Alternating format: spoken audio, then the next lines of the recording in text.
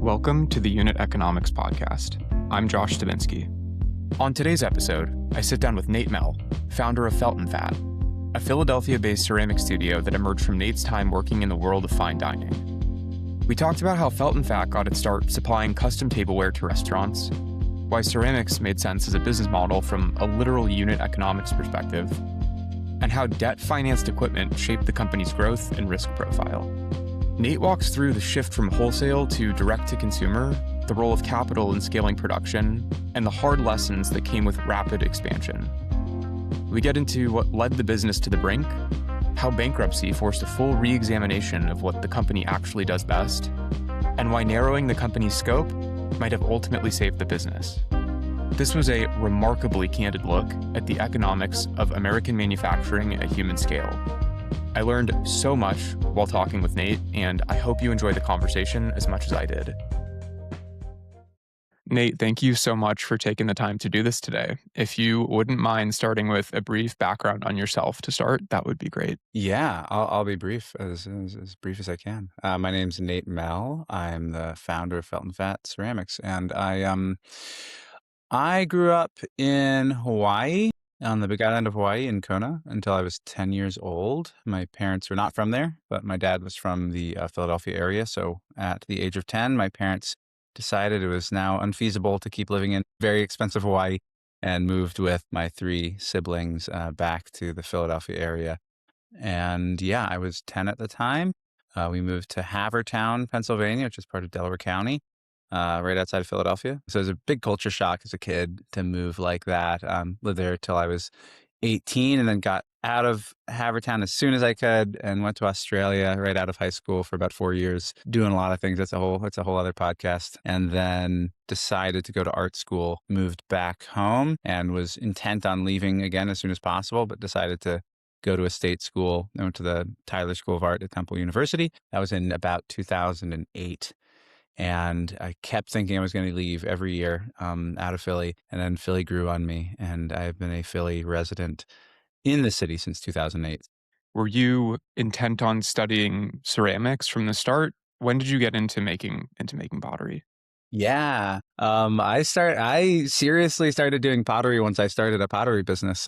I went to school because it was 2008 and like street art was really cool and I was really into that, and I was getting into doing like stencils and spray painting and venturing out into the street a little bit and going to like weird art shows in Williamsburg and things like that at the time. And I decided to go to school for printmaking because to me that was the most like one-to-one translation of like, street art and something you could study and like actually skill up on. I had no idea what I was doing with that. I just wanted to be like a cool artist. So, go to warehouse shows and things, and that's what I was intent on. It was a lifestyle choice, and I took a couple printmaking classes, and I realized I didn't actually really like the process of printmaking that much. And I took one glass blowing class, and I realized, glass blowing is really interesting. And I realized that I was much more interested in like physical objects and space and how things were made. And then even as I was going there, I realized, I don't know if I'm actually that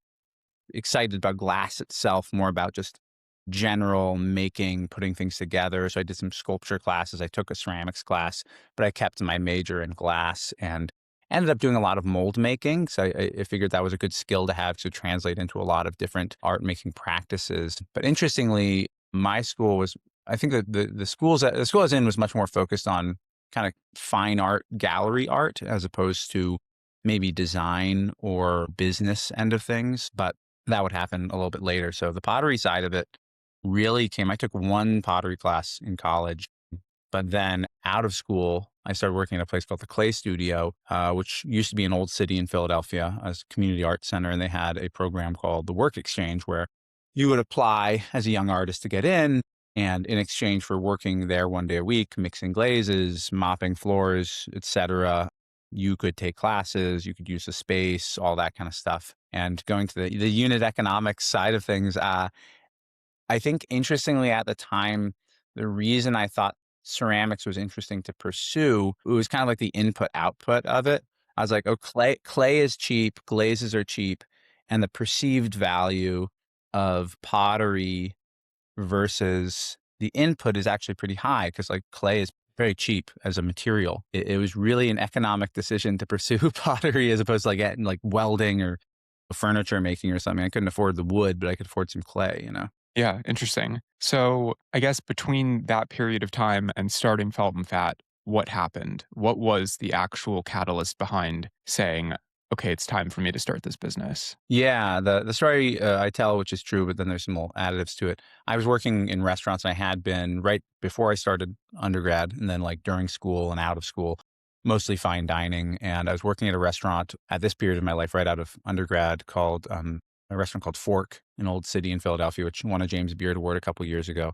Really great restaurant. The chef there was a guy named Eli Culp, who had worked in New York at a Michelin star restaurant called Teresi, which is very like, you know, well-known restaurant in New York. He came to Philly and kind of took over the, the food side of Fork at the time. And it was one of the first times working in a restaurant where I really was really like all on board. This guy was a really inspiring, really interesting guy. What sort of work were you doing in the restaurant? Oh, I was a server.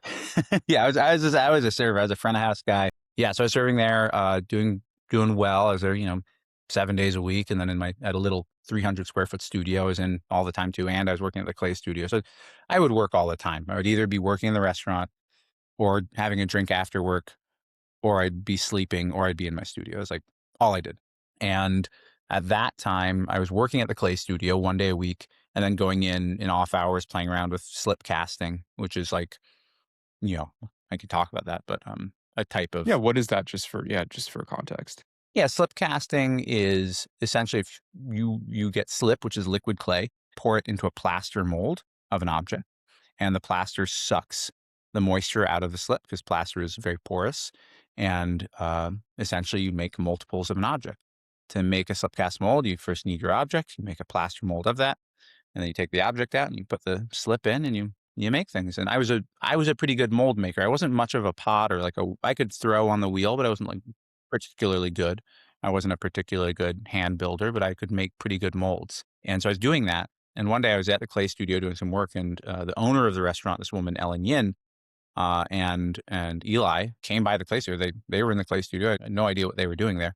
And we chatted for a minute. They're like, "Oh, didn't know you did pottery." I was like, "Oh yeah, I'm here. I have a little studio and all this kind of stuff." And then a week or two later, Eli pulled me aside before work, and was like, "Hey, I know you do pottery over there at the clay studio. Have you ever thought about making the plateware? Because we're opening this new restaurant next year, and it would be really cool to do some like custom handmade stuff from a local potter. And you work for the restaurant. So that's a great story. Would you want to do that?" And I was like, "Oh yeah, absolutely. I'd love to. It sounds really interesting." And so I left that meeting with a gig under my belt, and had never made a plate in my life. I never thought about plates beyond, I probably didn't. I may have owned like 2 plates. I never ate at home. I probably didn't own any plates. I couldn't name a single plate brand at the time or anything. So yeah, I was like, oh sure, yeah, I can make a plate. Yeah. But my dad gave me good advice at some point in my life where he said, if you want to learn how to do something, you should find someone who will pay you how to learn. So that was how it started. That's how the gig started. The plates are actually pretty cool. At first, I had like a year to work on this. So I was playing around with some different ideas. And at first, I was doing like really conceptual I was really coming from more of a fine art background. I was coming up with these conceptual, weird interlocking plates that were, in retrospect, absurd. And then I started thinking about it a little bit more seriously. And I thought maybe there's some kind of business here, because two things. First, I was talking to Ellen one day, the owner of the restaurant, and I had been noodling around and playing with these ideas, these esoteric ideas. And she was asking me, how's it going? I know you're working on these plates for Eli. Like, how's that going? And I was like, well, no, I'm playing around. I spent a few dollars, like doing this, buying some clay, like trying these molds out, and yeah, it's okay. I don't know. And she was like, Nate, you're really thinking way too small on this. And that's all she said. And I was like, okay, well, I'll think about it. And then I started thinking about it more. And Eli, at one point, he would have these talks with his staff before work, after work. And he was telling us all one day, like, we're really trying to build a great restaurant here. And if you're going to build a great restaurant or any great business or do anything great, you need to figure out your point of reference. You don't want to look at the best restaurant in the neighborhood and try to emulate them. You don't want to look at the best restaurant in the city or the country. Like, what is the best restaurant in the world, or what are the 5 best restaurants in the world, and what are they doing? And like, how are we emulating that? How are we pushing boundaries of what they're doing and being on that level. Like, that's how you have to think about these things. And I took him really literally. And there's a restaurant, called Noma in Copenhagen. It's a very well-known restaurant. And now that year, I think, was around when they had won World's 50 Best. And so they were like considered, best restaurant in the world. And they were literally using these handmade plates from a guy in Sweden, a guy named Casper Wirtz, who was making these really beautiful plates.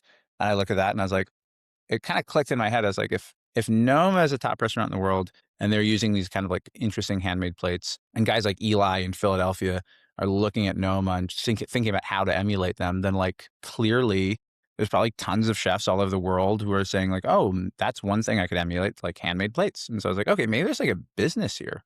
So that's when I started taking it more seriously. And the first plates we ended up making for the restaurant, I say we because at the time I had an acquaintance. We weren't really friends yet. We're Pally, this guy who worked at the clay studio named Win, who worked at the front desk in the gallery. I was like, hey, I'm doing this gig for the restaurant and I've got these ideas. I know some of the specs of what they want and things like that. And I can make molds, but I'm not like much of a potter. I think, you want to like help me out with this gig. And he's like, oh yeah, sure. And so we played around together and I was kind of like over his shoulder. He was throwing. I was like, let's do that. Like, let's change this angle. And like, we just had a lot of that for the first, we made a bunch of iterations of plates and just walked them over to the restaurant. It was like 2 blocks. We had like wet plates on, what we call bats, like these little flat discs. We just walk over with like, we each had like 2 or 3 we were carrying and go to the restaurant. Oh, would you like this one, and bring them back and adjust. And so the first plate we made it was a great shape and it took forever to make them all. We were making like about 100 plates, made all these plates. And then we had tested a glaze. They wanted sort of like a matte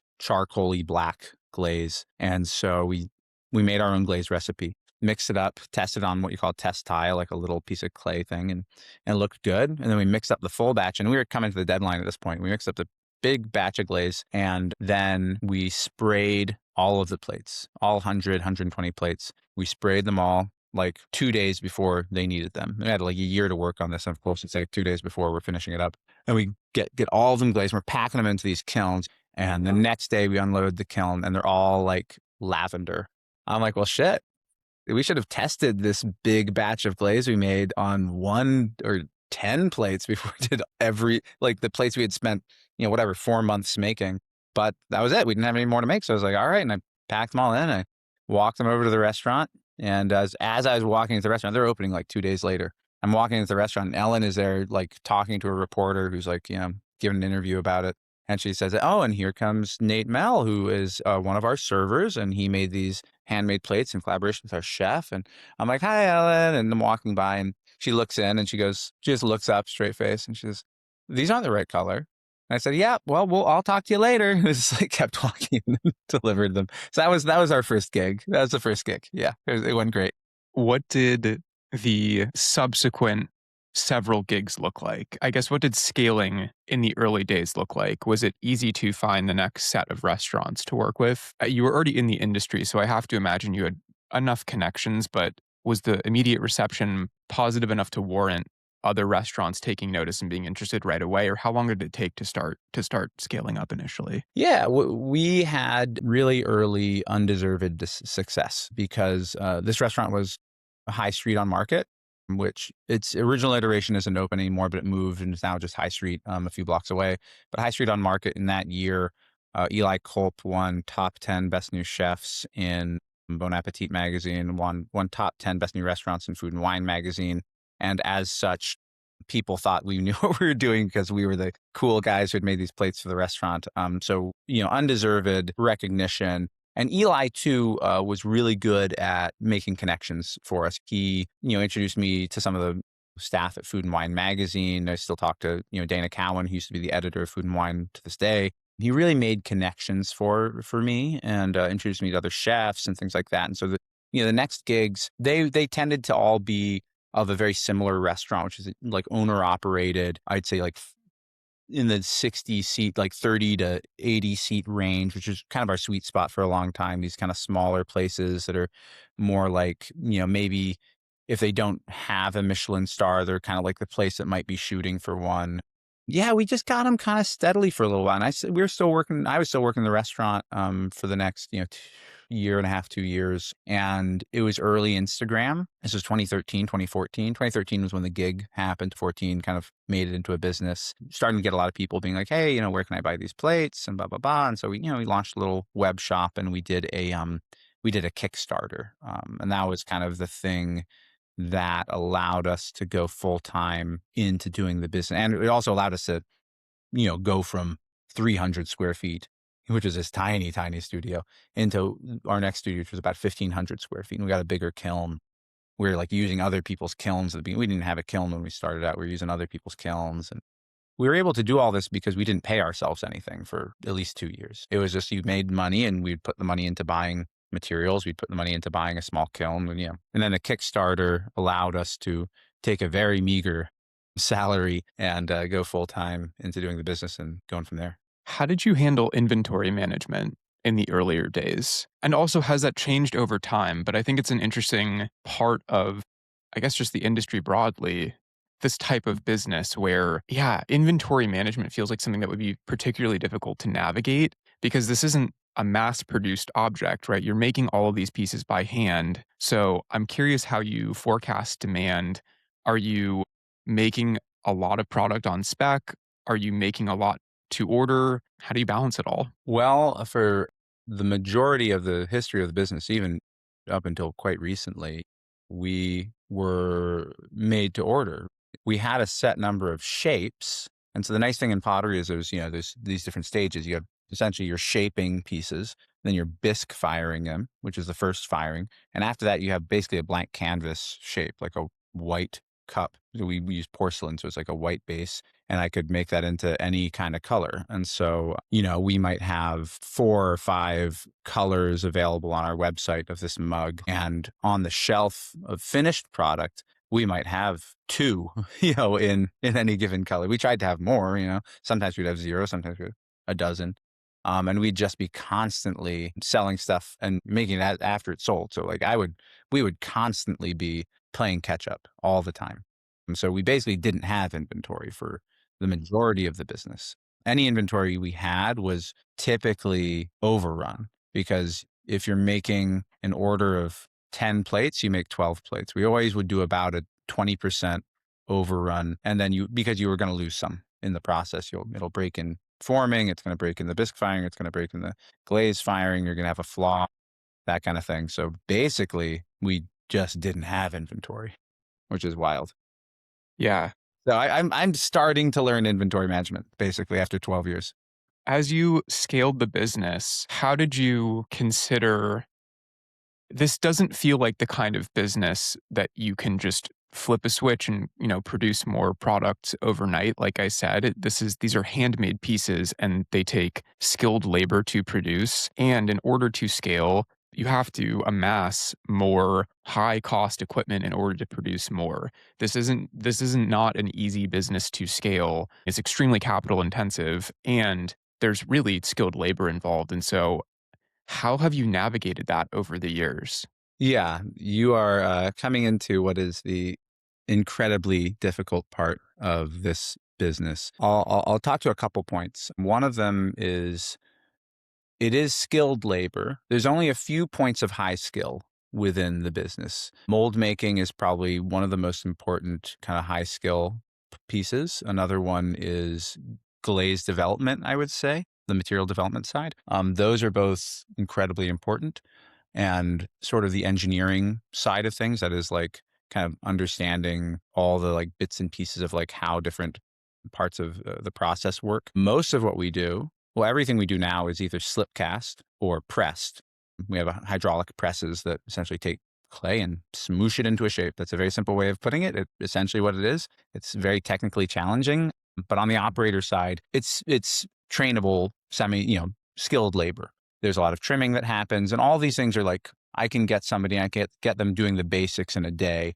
Having them be very good at it takes, months. So that being said, the capital intensive side is very much on the equipment side, and the space. The materials relative to the output are low. That's one of the saving graces of pottery is, clay is relatively cheap. Glazes are relatively cheap for the output. You sell a $20 plate, right? The clay cost is under $1. The glaze cost is maybe 50 cents. So it's not material side much. Everything comes down to labor and equipment. And the better the equipment, the lower the labor at the end of the day. It's actually probably faster to make the product if you just had really high skilled people doing like production throwing. There's a company in Vermont, farmhouse pottery. That's all hand thrown. Great stuff. But then the challenge there is you have to, the talent pool has to be there, and you are inherently going to have to pay those people quite well to be able to get people that consistent who are really good throwers. It's really hard to do. You can do it in Vietnam. You can do it in Indonesia. You can do it in China. It's really hard here. Navigating that, right? Great question. Basically, in 2015, so about a year into doing this, I went and visited Heath Ceramics in San Francisco, which is a very well-known ceramics company, certainly on the West Coast. I think people who care about plates and design and pottery on the East Coast would know them as well. They, I think, were really, they were started in like the 60s, kind of reinvented in the early 2000s by a very business savvy couple who like kind of bought the business and reinvented it. I went and visited them in 2015, just as, I became friendly with somebody who worked higher up there, and they gave me a tour. And at the time, I was like, oh, okay, this is the model, right? This is the model. They had about 30,000 square feet, about 40 employees in production. They're outputting about 500,000 pieces per year. And they were using presses, slip casting, jiggers, which are different, forming tools, and some amount of automation, not much, mostly, pretty hand done stuff. They had machines forming, but, person operated machines for the forming. And so I thought this is a good way to do it. I really based my prices around their prices. I based, this sort of product mix around their sort of product mix. Very different aesthetic, but I was just looking at other people. What are they doing? And I thought, okay, if I want to have that kind of output, that kind of footprint, that's sort of the size of building I'm going to need. That's the amount of employees I might need. So that was like, I was a real simpleton when it came to this stuff. I'm just like, oh, what do other people do? But what I didn't know is like, how on earth do you go about buying all that stuff and getting the space and all these things, right? That's like, I had 1,500 square feet and I had a trash can I would slip in with a hand drill. I didn't have a press at that point. It was like 2015. Slip casting and, trimming on a pottery wheel. We were, punching above our weight really early on, like just pretending we were Heath when we were, a couple people in a unheated, warehouse. We saw consistent growth year over year in revenue. Nobody was paid well. We got interns who became employees, in the early days, in 2015, 2016, we were starting people like $10 an hour, then like $12 an hour. Then eventually we started people at $15 an hour. We were making slightly more than our employees at any given time. Eventually me and Win parted ways in 2017. He had a lot of personal things he needed to work on, and he went off and he's doing some great stuff on his own now. And I took some business classes. I did this thing called the Goldman Sachs 10,000 Small Businesses program, which is like, it's for small business owners. It's kind of a free program to kind of learn about, it's almost like business school for small business owners, which was really helpful for me. And I got some loans in that year, in about 2017, 2018, got a loan, which allowed me to buy a bigger kiln, which allowed me to buy our first press, which to me was like, okay, I need to get some of this equipment that'll help make things more efficient. And that's what I was seeing other people using. So then as things were going, scaling, now in 2019, at this point, it's been, 5 years about doing the business. Got about, I want to say 6, 7 employees at the time. And we're doing about like $400,000 in revenue. About 70% of that is wholesale. About 30% of that is direct to consumer sales. And at that point, we'd never spent a dime on marketing. It had just been word of mouth. It had just been organic social media, and it had just been relationship building in hospitality and wholesale. It was still, it was before I think Instagram and social media was really highly monetized. It was still happening back then, but back then your stuff would still get in front of people organically, so you didn't really need, people did, but it was only starting to really become the era of like pay to play on social media in like 2018, 2019, where we started to see that. Then everything changed with COVID. It had been always a struggle, we had always been about break even, lose a little bit of money, make a little bit of money, but we had some credit card debt we were servicing. We had this loan for the equipment we were servicing. So then in 2020, we shifted significantly, where we went from 70% wholesale to about 70% direct consumer, right? Well, really like 90% direct consumer that year because we lost most of the wholesale. So mostly restaurants. And so we maintained revenue year over year in 2020 from 2019, even having lost our biggest revenue source, because direct consumer really came up in part because people were buying for their homes, and in part because we had some of that government money. We got government money in the door and we spent it on marketing. And so in 21, then we were doing $1 million in revenue. And so that big sort of hockey stick was how I got the notion into my head that now we can build the big factory. Now we can build a Heath over here because I can go find people to give me money now that I have this hockey stick on a map, you know? Yeah. I was going to bring up the topic of fundraising in general and Mm. how much capital was needed along the way, how much capital you needed to raise along the way at various points. I'm curious what that's looked like. And I'm curious to get into post 2021 and what that looked like as well. Yeah, yeah. So we didn't raise any money to start the business. I had some money and I had $5,000 in the bank, and then we did the Kickstarter. So that was like our capital raise. But Kickstarter, you're selling stuff basically. It's like a pre-sale of product. So that was sort of like a capital raise. We got about $30,000 from that, which was great. And it was also like marketing and exposure and all that kind of stuff. And then in 2017, I want to say, yeah, in 2017, I got a loan for $150,000 from the SBA via our bank. Oh, I will note, no, we did bring in $20,000 from a kind of acquaintance who liked the business. He had some money sitting around and he was like, hey, I want to be a part of this. And I'll give you $20,000 for X, this percent of the business. And he has a little bit more business mind. He was a young guy. He was like our age. And he helped me kind of put the business plan together. And we basically just went to a few banks with our little envelope. And we were like, here's our business plan. Like, we wanted an SBA loan. We knew what we wanted. We went around, shopped it around to a few banks. And we went with the banker we liked who wasn't trying to sell us other things. So I think that's like super important when you're doing a business, is like literally go show up to banks and find the business bankers and like have meetings with them and just find somebody you like, because it's a relationship. So we had this great banker, really liked him a lot. And that's how we got our first loan for $150,000. Use it primarily for equipment. Then we got this, EIDL loan during COVID, which was a big loan, about $500,000. The EIDL loan was funny because you got these loan offers from the government. They're just trying to throw money at people, really good terms. It was like a 30-year loan. I think the interest rate was like 4% or something. And they were just trying to keep businesses alive. And they kept upping how much you could take. And I kept just being, okay, I'll take as much as they'll give me, Yeah. I'm a very at the time I was very much, future Nate's going to worry about this one. I need money now to do these things I want to do. So to look at me as a great, mind for financial planning is probably not the best idea. But at the time I was like, yeah, just keep bringing it on. We'll use it. And so I was doing that. So about $500,000 at that point. A lot of it sunk into marketing. A lot of it sunk into let's get some staff and, pre-make stuff, try to make, all these kind of things. So that at that point, up until 2021, primarily debt, a lot of debt, but we were servicing it. And it was good debt. It was SBA loans, low interest, longer terms, things like that. And in 2022, we had this hockey stick and we're like, let's go raise some money. I'd never done it before, but I'd, taken this business class and I'd had conversations with people.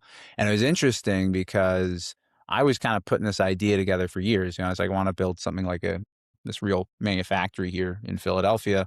And we had also started hiring through an organization called Baker Industries in Philly, which helps find job placement for people who are harder to employ, whether formerly incarcerated or out of rehab, things like that. Because it occurred to me that we had been in Kensington since we started. Kensington is the epicenter of the opioid crisis in the Northeast of the United States. Really, really rough. I had been there because I was an artist and I was going to be wherever the cheapest rent was. So we were there being artists, kind of just living on the cheap rent. The first wave of gentrification, really. And so well, can we do anything useful in this neighborhood? And so we were like, well, we're doing manufacturing. Can we hire people who actually need manufacturing jobs? And so that was kind of what we started doing then as well. And so we had this good story. We were making cool artisanal stuff. We had been in cool gift guides. We were in the New York Times, gift guide and all sorts of stuff. So we had some good press, and we were doing restaurants all over the country at this point. And, so we had a good name, and we had, this great chart on a map. We weren't particularly, I think in 21, I think we were profitable barely.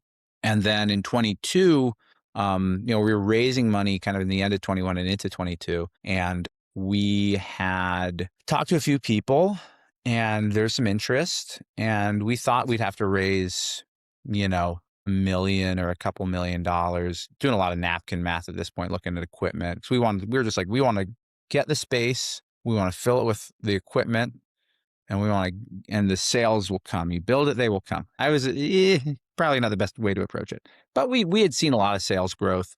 Ultimately, I ended up seeing that I could get this big loan, a loan through a thing called the New Market Tax Credit, which is a financial vehicle for lending in financially distressed areas, which we were in Kensington. So we got this loan, ended up being about $1 million.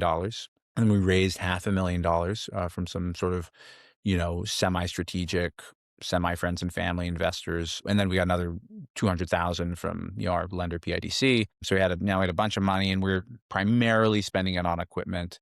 How quickly was that capital deployed? Like, was it immediately like $1.7 million worth of equipment, or did you have a plan for deploying it slowly over some period of time?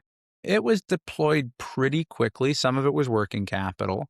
We were as 2022 started going, and anybody in direct to consumer will tell you this, 2022, the bottom started coming out in direct consumer. We were still growing year over year, revenue wise, but that's because we had much more room to grow than most companies. So we were growing, but we weren't understanding just how much it was costing us to grow. And we were losing money in 2022. Did your customer mix shift again from After COVID?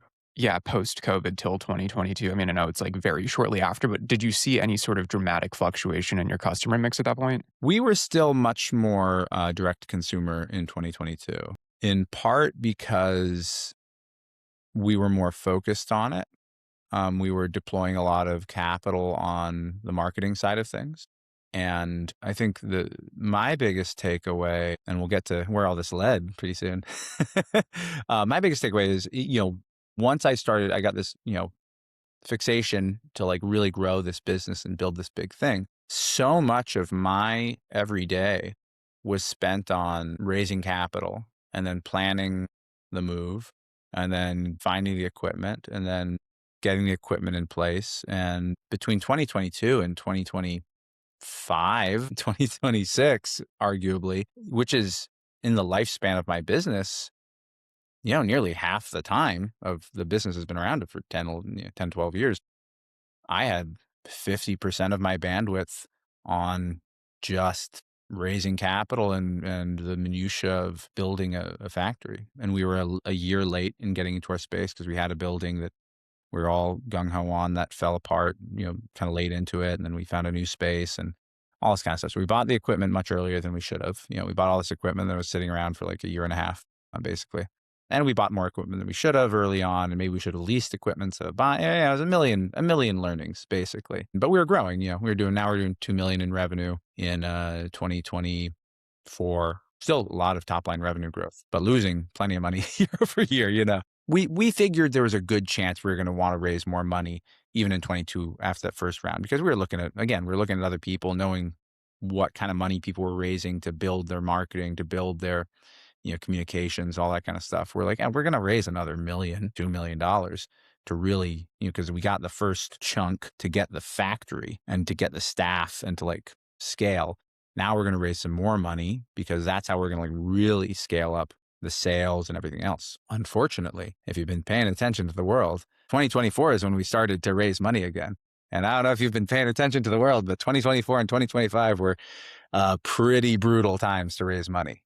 Even if you had a business that was making money, it was hard to raise money in those years. At that point, we moved into our new space in end of quarter, third quarter, 2024, much, 26,000 square feet, whole building, much more kiln space, all this equipment. We got a lot of the equipment up and running, not everything. And, we had about 24 staff at this point. And our output is going up quite a bit. And our efficiency is getting there. And we've got some like financial helpers provided to us by our big lender. So they're like, hey, you need to get your finances in line. And we're getting a lot more efficient at this point, realizing where we're spending money, where we shouldn't be, all this kind of stuff. But we are running on fumes end of 24. Like we are paycheck to paycheck. It is payroll for 24 people starting pay was 16 an hour, but we had people who were making, 70,000 plus easily, like more than that on, sales and stuff like that. So a lot of money going out the door.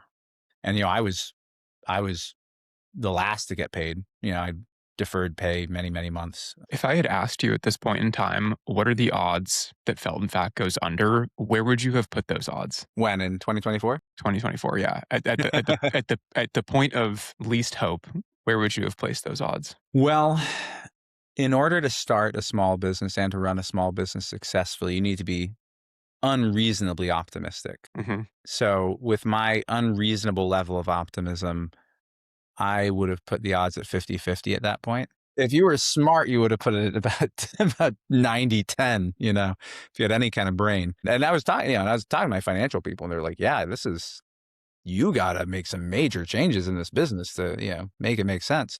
And so basically by the end of 2024, I'd spent a year getting into the new space, scaling up, and trying to raise money.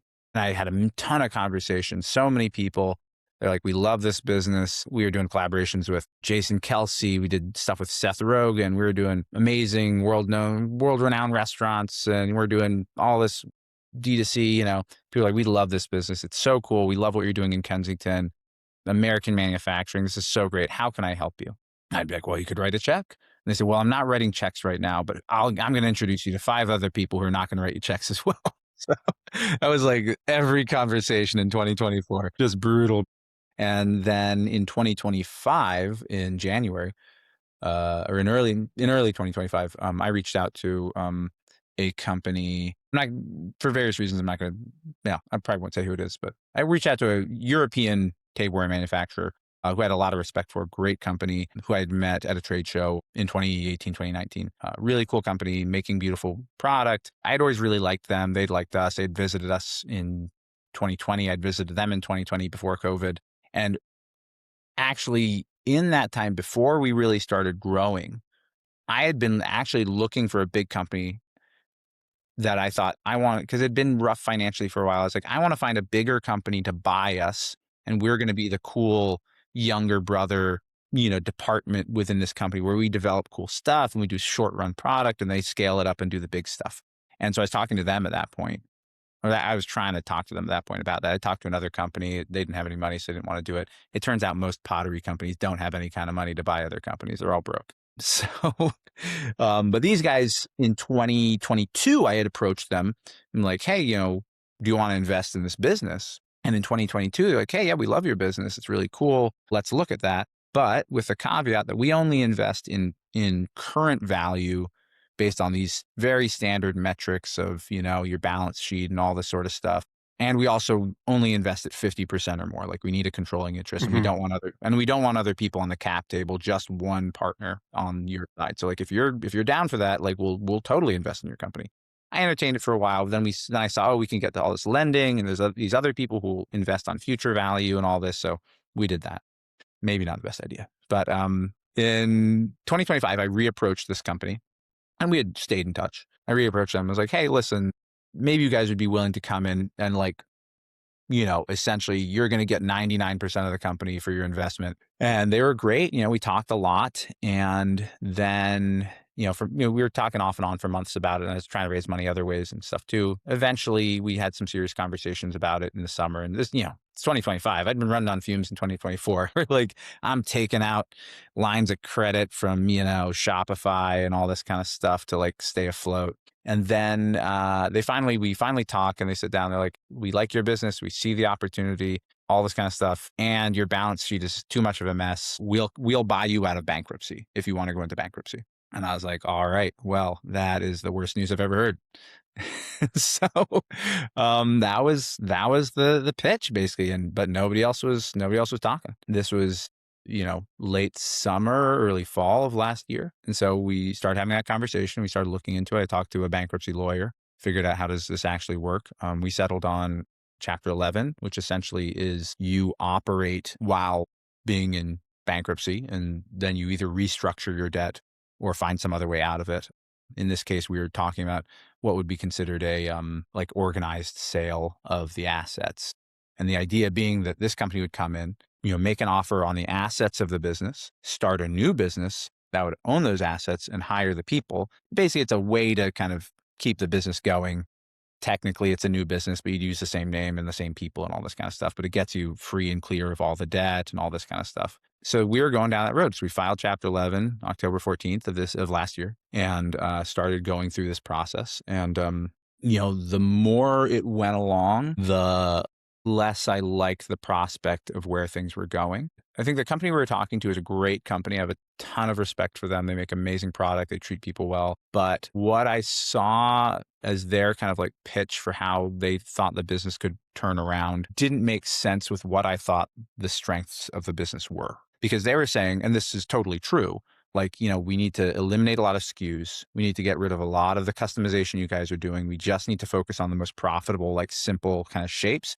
Up that output, get it really efficient, and just focus on that and be really stringent on a bunch of things. We're going to lose, we're going to have to lose some staff. We're just going to have to do a lot of austerity sort of stuff. And I'm not against that necessarily. My issue is that on its face value, if you're just looking at our basic stuff, we're making porcelain with like interesting glazes. We're making it here, and that is a selling point for some people. But if you look at a picture of one of our plates next to a picture of a plate from Pottery Barn, it doesn't look that different. Where I have found our big strengths are as a business over the years is doing development, doing interesting customizations and working directly with our B2B partners and things like that. And the direction I saw them going with it, I didn't know how to sell it. And I was the main salesperson. So I didn't know how to make that work in my mind. On top of that, the deal was starting to fall apart because of a lot of communication with the landlord and things like that.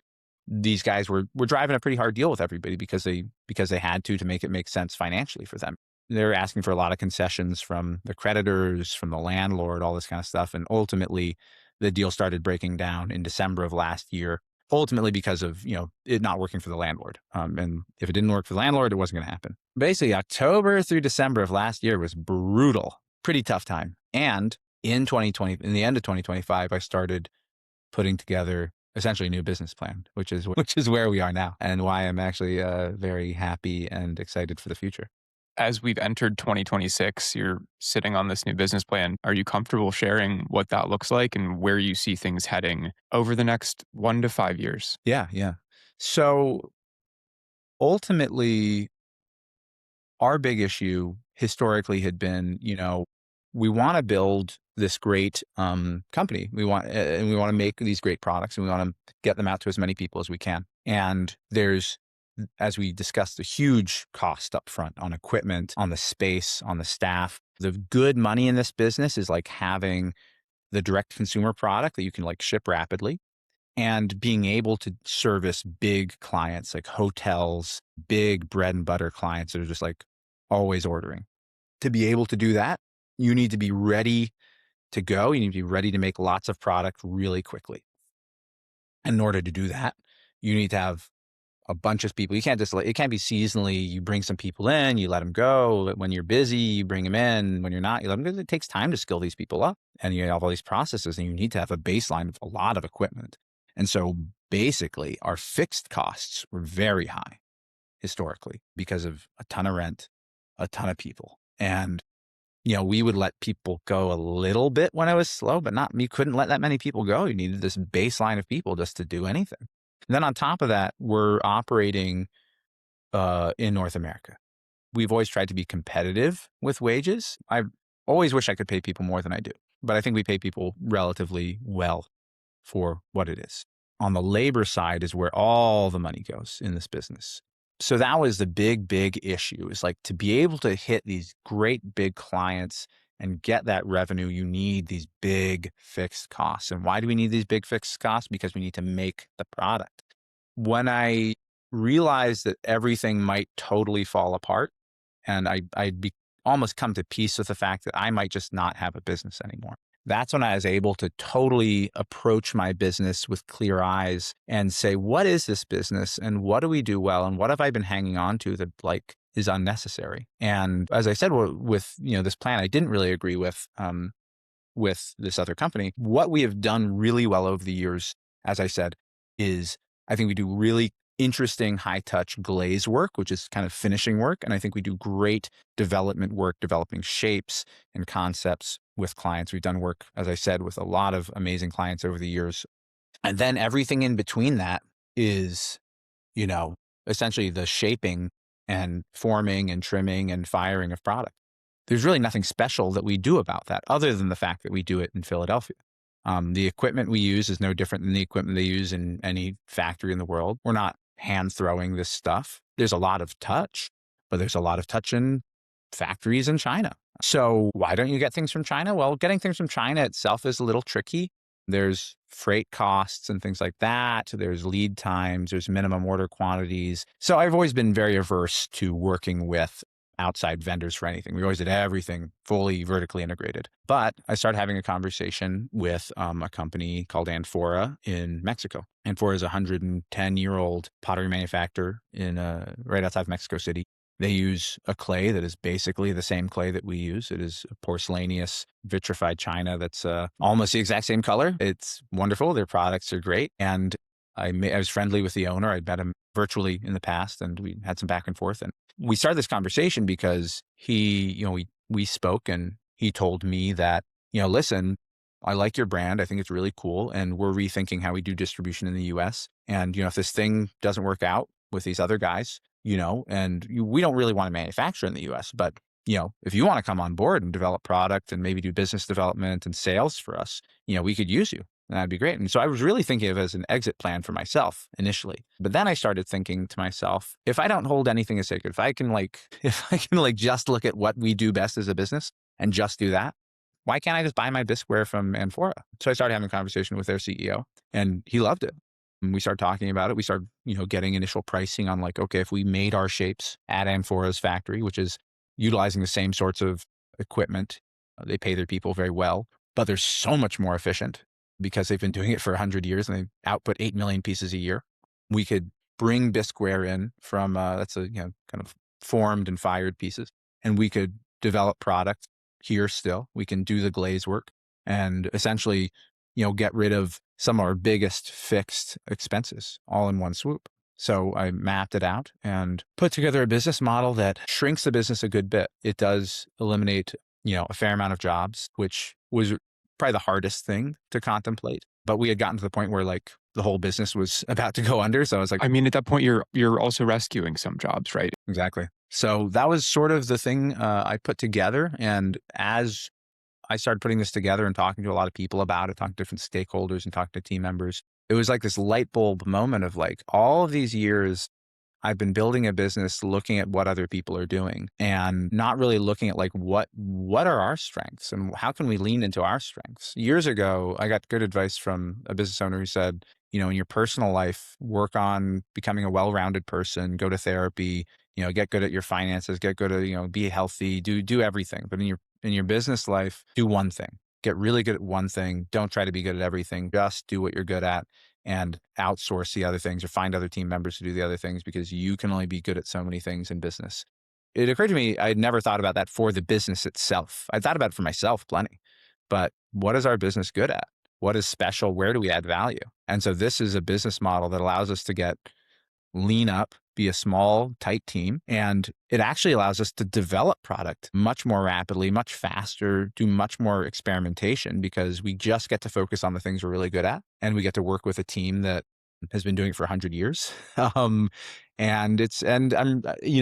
Despite the fact that there's a lot of challenges immediately, and it's been an incredibly difficult year to come to this point, I think, more excited about my business than I have been in 5 years. Yeah, it's an amazing story. I haven't actually spoken to anybody yet that's gone through anything like that. And yeah, to hear all of this wisdom and just to hear about how you've essentially rescued this business is incredible. And I really appreciate you sharing that. We're still in it.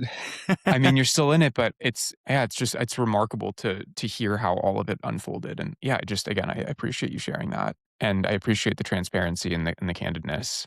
I think we have Yeah. time for one more question. Yeah, sure. What wound up happening with the lavender plates? What was the reception? How did that go? We made a new set of plates. I still have, I think, 2 of them. They're great. They're really cool plates. I love them. I think they bought them at a discount because they needed plates to use at the restaurant. Sure. And then I made them a new set of plates. Amazing. Well, thank you so much for the time, Nate. This was great. I really, really appreciate the time. I learned so much. And if you want to share with listeners where they can find Felt and Fat, please feel free to do so. Yeah. Well, we are at feltandfat.com on the internet. You can buy things from us. And we are at Felt and Fat on Instagram and on TikTok, and at Felt and Fat Hospitality also on Instagram if you want to be, if you're more hospitality minded. Lots of places to find us. Awesome. Thank you so much. I hope you enjoyed the conversation. Make sure to follow or subscribe wherever you listen to podcasts so you can stay up to date with the latest episodes. Thanks for listening.